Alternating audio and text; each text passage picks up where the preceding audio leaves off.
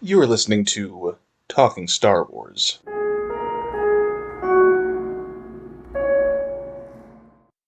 Alright, Talking Star Wars fans, we're going to jump into our review of Kenobi. So Kenobi was what I thought would be my favorite Star Wars show ever. I've been waiting for it for years. Ewan McGregor reprising his role as Obi-Wan, set during the period where he's protecting Luke. And it is not what I thought it would be.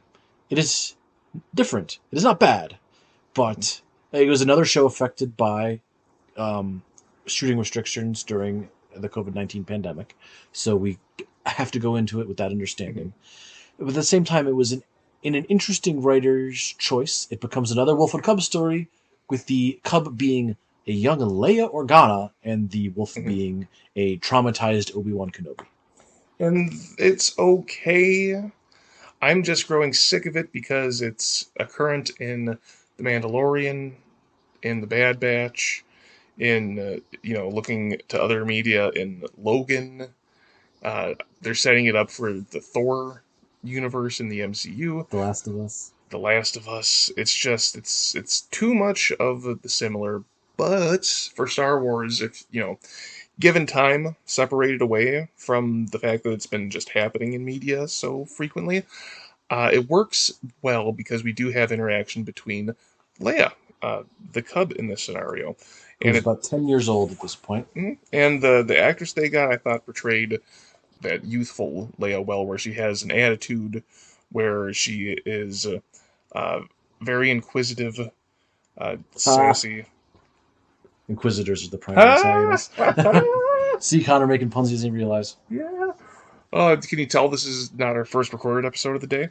But I enjoy that dynamic between the two, and it in your head, in your canon, it helps to set up that there is some background relationship between Leia and Kenobi, and she serves as a great motivator for him having to confront his relationship with both Anakin and Padme, and seeing that, as a result of his failure in handling Anakin, Leia is an orphan. She's without her true birth parents and has been, isolated because of that. Yeah, so Kenobi's only 6 episodes. We won't belabor the point too much about it. Our overall assessment of it tells the story of Obi-Wan Kenobi 10 years before the Battle of Yavin. So, 10 to 12 years after the rise of the Empire, depending on where you put the rise of the Empire. Subsisting on Tatooine in pretty desperate and circumstances, having lost his connection to the Force and feeling fairly hopeless on a day-to-day basis. Mhm. He then is called away to have to rescue Leia Organa, the other child in his charge, other than Luke Skywalker, after she is kidnapped. Not because she is Anakin Skywalker's daughter, but because she is the adopted daughter of Bail Organa, Senator of Alderaan. Being kidnapped, that will draw the attention of Obi-Wan Kenobi, because the I would say primary villain of this series is Reva, the one of the sisters of the Inquisitors. Yeah, one of the only ones who retains a name other than just being addressed by a numerical Mhm. sister, which is a sign of her unique status as a Padawan who survived Order 66 and actually witnessed Anakin Skywalker killing everyone she ever loved. Mhm. Which, Yeah, go would fuck anyone up, right? right. But she wants to bring Obi-Wan Kenobi out into the world so that she can lure Darth Vader to her, make him vulnerable, and then gain her revenge. I believe we've spoken in the past in Reva's potential ability to have some, maybe not foresight, but she can just have that greater sense of the galaxy and just sense that Darth Vader and Anakin are the same. Um, or, it's not necessarily revealed how she knows, other than, No, she's force sensitive and she mhm, witnessed him when he was already Darth Vader killing a bunch of, yeah, not in the black outfit, but having mhm, already taken on the name and title. right. So yeah, it's a bit of a complex revenge plot, uh, where Obi-Wan Kenobi is used as a tool, but by being kind of strung along, we get to see him confront that failure. I would say if the show has any flaws, we have a few too many moments of, oh no, Leia has been kidnapped again. Kenobi has to go save her. This is probably meant to be a movie, and it was stretched out into a series. Yeah, Uh, because there are really, yeah. really great moments in this series, Mhm. particularly between Darth Vader, younger, angrier, recently traumatized Darth Vader Hmm. and Obi-Wan Kenobi, his escaped mentor. Obi-Wan is revealed did not know that Anakin had survived, as he had cut himself off from the Force and outside contact Hmm. with the Empire. He didn't get news. He deliberately kept himself in the dark so that he wouldn't be found to keep Luke safe. And so when one of the Inquisitors reveals that Darth Vader is alive, he immediately realizes that his pupil is alive and is still an active member of the Sith. Hmm. And so then they have several confrontations throughout the series because Darth Vader pursues him doggedly. Hmm. Um, we see Darth Vader unleashing just his massive power in the Force to literally rip a shuttle out of the sky. We see Obi-Wan frantically flee from him after being almost burned to death. Oh yeah, by having Darth Vader use the Force to shove him down into some coals. Yeah. Until their final confrontation that ends in a Obi-Wan leaning stalemate on a far-off planet where Obi-Wan reconnects with the Force and drives away his pupil, but after Darth Vader delivers some chilling lines. So everything with Obi-Wan and Darth Vader in the show is great. Hmm. The stuff with Leia is great. The connective tissue sometimes feels a little weak. Little padded. Like Isn't this it is some convenient they fluff. happen to be in the same place? Hmm. Um, but Ewan McGregor is always an Hmm. exceptional actor and does the character justice. Hayden Christensen reprises the role of Darth Vader um, in Anakin Skywalker. Um, when then James Earl Jones still does the voice when he's in the suit as Darth Hmm. Vader. So And there's some great special effects where the voice is fluctuating between James Earl Jones and Hayden Christensen, where the voice modulator is malfunctioning, and that is used to just an exquisite extent to show that Anakin is uh, he and Vader are the same, and that he is responsible for choosing to be this evil being. yep. And if you are also a fan of Fallen Order, we do see the Fortress of the Inquisitorius in the show that Kenobi tries to infiltrate. Um, and it is presumably because he infiltrates it that security is later tightened Hmm. when by the time Cal Kestis arrives. So yeah, I would say again, this is a piece of media for your hardcore Star Wars fan, maybe your mid-level Star Wars fan who's like, oh, I recognize Obi-Wan Kenobi. It's not a bad show. It's just a little clumsier than previous attempts at Star Wars visual media. Yeah. So it takes us into our first mini series of Star Wars fiction. That is Tales of the Jedi, which is sort of a surprise release in 2022. A 6-episode miniseries in 2 parts: 3 episodes about Ahsoka Tano, 3 episodes about Count Dooku. Yeah, it's really a bookend to the Clone Wars because we get this lead-in to Count Dooku's descent to the dark side, which is honestly, my opinion, necessary. I think that Dooku is one of the more undeveloped characters in the entirety of the series, and having more representations of his personality on screen is beneficial. So being able to see him as a young Jedi Knight, a Jedi Master with his apprentice Qui-Gon, him as a Count who's already left the Jedi Order, interacting with some particular members. Uh, I don't know. It's kind of the opposite of the Kenobi failure. Or I shouldn't say failure. That's a bit harsh, but where Kenobi is a little bit too much fluff. Tales of the Jedi is just very precise in its delivery of characterization. Yeah, so we get these 3 episodes about Ahsoka, Hmm. where one before she's even recognized as Force sensitive as a tiny child, Hmm. one about her tutelage under Anakin Skywalker. Like just initial days of being Anakin's Padawan, where you get to see the chronological incorrect haircut that Obi-Wan Kenobi has. His hair somehow grew from the Clone Wars movie to this Tales of the Jedi episode, but that's the one flaw that I would say is with the show. And then we get the closing episode where we see her surviving Order 66 and moving on to this alien colony. A final episode that is sort of a cut down version of the Ahsoka novel. Hmm. Sort of just hits the high points in a slightly different order and point of view. So almost like a fable or version of that story, and you want to read a whole book about it.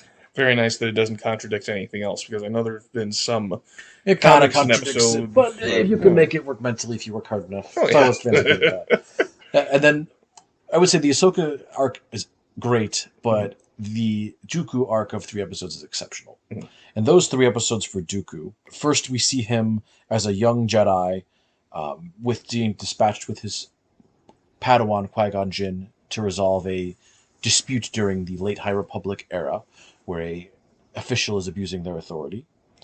Yeah. Then we see him working with rigid Jedi Master Mace Windu on another planet racked by corruption. And then finally, we see him after he's already left the Jedi Order, but returning for the funeral of Qui-Gon Jinn, and how he has already fallen under the sway of Darth Sidious. So I think this show works very well to depict. Okay, here's a Jedi who is kind of at the breaking point of moving to the dark side, and each episode shows his descent to the dark side very well, and uh, not being able to enact his force and will in ways that he believes will solve situations, but would be perceived as dark side. Uh, by then showing Ahsoka, we kind of uh, go all the way back to the beginning of just the dawn of becoming a Jedi, being recognized as one, training, how that training results in her competency and success. But then she's at the same breaking point that Dooku was at the start of Tales of the Jedi, where she could go light side or dark side, and she eventually saves this village from an Inquisitor, uh, demonstrating her. Well, she doesn't really save the village. Well, she's able to save herself from an Inquisitor and is able to take him out in just a few motions, just because she is so skilled, and she's able to take those crystals as her new lightsabers after purifying them. So I think it's just a great way of showing the dichotomy between the the lost Jedi who goes down a path of darkness to the lost Jedi who goes down their own path, which some call being a gray Jedi. But it's much like Visions is a great short view into the Star Wars universe, and specifically in this case, the backgrounds and personalities of two characters that are quite prominent in the universe. And uh, Ahsoka has had a lot of reflection on in the series, but like I said before, Dooku is it's never bad getting some more characterization for him.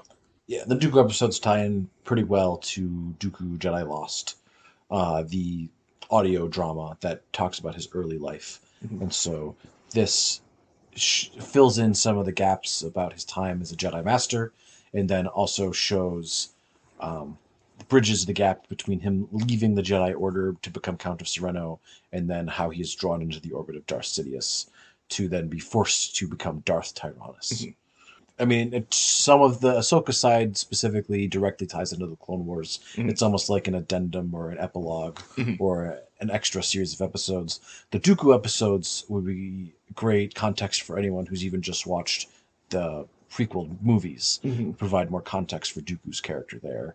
But they are gorgeously animated. Oh yeah, this is the epitome of anything done in the Clone Wars, where the Clone Wars it has a gradual uh, increase in quality as the show goes on, but this just takes it to the like highest heights in terms of their animation style. Yeah.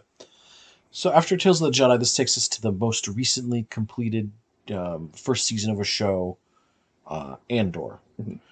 And oh wow, Yeah, and I don't even know if we want to reveal too much because this is something that the public should see.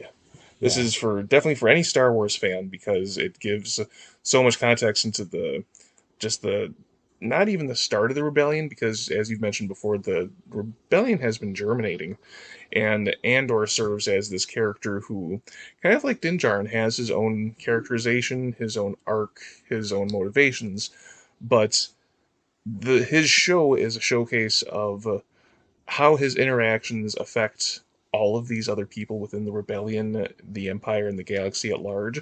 Not even in his direct day-to-day interactions, but how like single actions can have these great ripple effects elsewhere in the galaxy. yeah. So I'll tell you what I can tell you about Andor. The main character is Cassian Andor, who goes on to be one of the primary protagonists of Rogue One. Mhm. This is how Cassian Andor, scrappy grifter, from the planet of Ferrix ends up becoming Captain Cassian Andor in the Rebellion.